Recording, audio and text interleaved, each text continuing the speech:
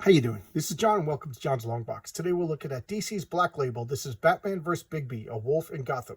So this is a crossover between Fables and Batman. For those of you, I'm sure everybody here knows Batman, but for those of you who do not know Fables, Fables was a Vertigo series, Vertigo being an imprint within DC Comics that was created by Bill Willingham.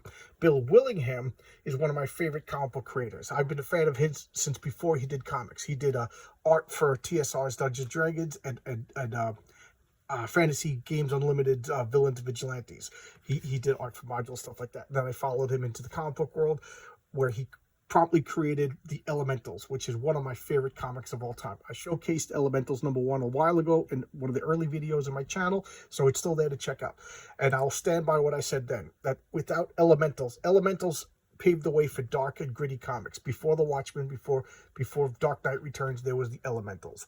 Okay, so that I'm standing by that. So here we go. Let's get into this. So this is a crossover. This is Bigby. He's the standout character from Fables, and Bigby Wolf. So put two and two together. He's the big bad wolf in human form. Why is he in human form?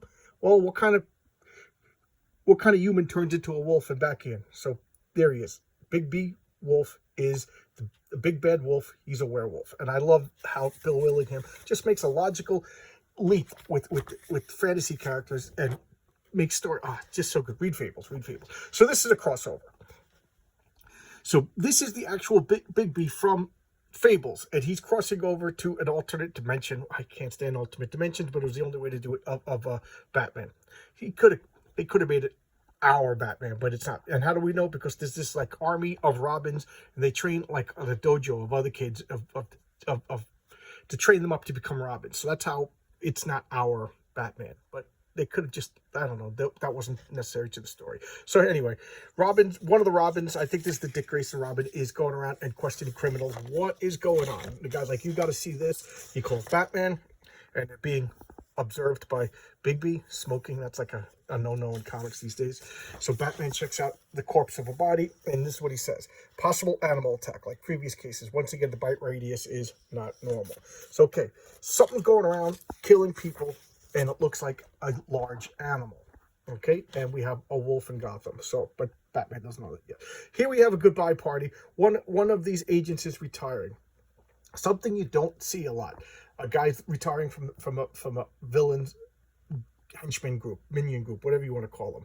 And look at all the books. Look at everything. Who is the bad guy? Who is the bad guy? There he is right there. It's a bad guy that I don't even know if I have any comic book appearances of him. He's so infrequently used. But it makes sense with Fables and Batman. This is the only villain that could work. That's why I love Bill Willingham. That's the bookworm. I only really know the bookworm as played by Roddy McDowall in the Adam West 1966 series. So I literally don't know if I have any comic books with the bookworm in it. So yes, this is like literature, Batman, Fables, all mixed together. So of course the bookworm is the perfect villain for this. And all of his agents have like names of authors. So there's Mr. Salinger, Mrs. Salinger, Mr. Hemingway, Mrs. Hemingway, and Faulkner, and things like that. So, you know, that's the name of, that's the motif that his group goes by. And they all kind of dress like 40s writers, stuff like that.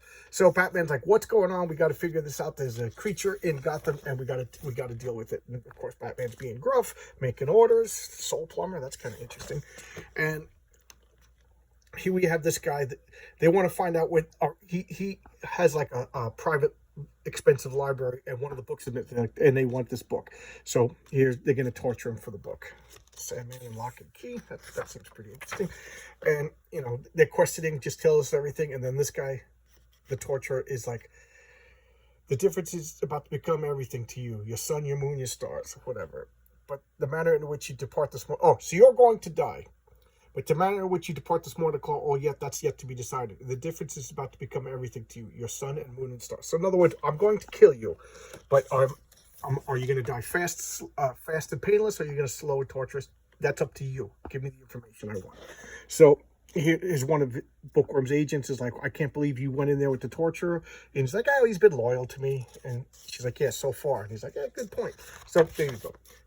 Look at that. Okay, I thought that was a statue. Here we got some tour dates. And the bat signal. I mean, Bill Willingham's hitting all the tropes. And Jim Gordon shows up with this. This is, let me introduce you to Lieutenant Molly Grace, a new transfer. She's the lead detective on the Wolf homicides. So Batman's introducing you to a new detective. And of course, they're not getting along. Batman's suspicious. She's gruff. She doesn't like vigilantes, you know, blah, blah, blah, blah, blah. But he does give like a wry smile when he turns around. And Jim Gordon's smoking too. So I guess Bill Willingham could have the smoke, because that's like a policy in Marvel DC, no more smoking. So they're talking about the facts of the crime and blah, blah, blah, blah, blah, and whatever. And we got Harley Quinn kissing Poison Ivy, because whatever. And I extracted this. This is wolf fur. Like, wolf fur? Yeah. And there's a bloody mess. So, you know, this is what we got to do. There's big wolf in Gotham. Notice Batman doesn't go to werewolf. He just thinks it's a big wolf. You know, whatever. Somebody's training wolves. That, you know, going to the more logical thing first. More scientific. So here's Bookworm. They got the information that they need. They're going to go do the crime. And so meanwhile, Batman finds this guy over by the scene of the crime. They start fighting. You crazy son of a bitch, blah, blah, blah. They start fighting. And he's beating the crap out of Bigby Wolf in human form. And he guesses Bigby Wolf and passes out and brings him to the Bat Cave. Now, I'm not going to spoil it, but to me, that pulled me out of the story, because if you know about Bigby Wolf, this shouldn't have worked. But it's you know, plot required him to get captured and brought to the Batcave. But anyway, I'm not going to spoil why it shouldn't work. Read Fables. But here he goes. He's in the Batcave. So of course, Batman's like, you're a werewolf. You know, he actually gets like silver weapons and goes to fight him and whatever. I'm not going to spoil it. This is excellent. This is excellent. I bought it because of Bill Willingham, and he never disappoints. It's a good suspense story. It's a good Batman story. It's a good Fable story, and it fits in with the Fables, because they have means of traveling to other dimensions, stuff like that. They're magical beings, so they travel to this dimension to get this book. Okay, and I'm not going to say anything other than that. The book is the MacGuffin, and so this is like an alternate dimension where Batman exists. But this is Bigby from the Fables, so there you go. They should have made it the real Batman, but I guess they didn't want them interacting. I don't know. What do I know? I'm not the editor, so that was probably the compromise. We could do this, but it has to be an alternate Batman for whatever reason. I don't know, but there you go. This was good. The art was excellent. The writing was excellent. Good story, with the exception of that gas attack on Bigby. I'm not going to spoil why, but it shouldn't have worked. But there you go. All right, he was taken by surprise. There you go. It worked. So, I'll just start repeating myself if I keep on talking. But this is the first DC comic I bought right off the stands since what was it, 2014, the New 52, and it was worth it. It was a lot of fun. All right, I'll see you tomorrow with another video, guys. I don't know. It took almost 19 and a half hours for my last video to post. I don't know what's going on. Okay, I don't know, but people are watching my videos, all right? And I got a couple of extra subscribers. Thank you, everybody.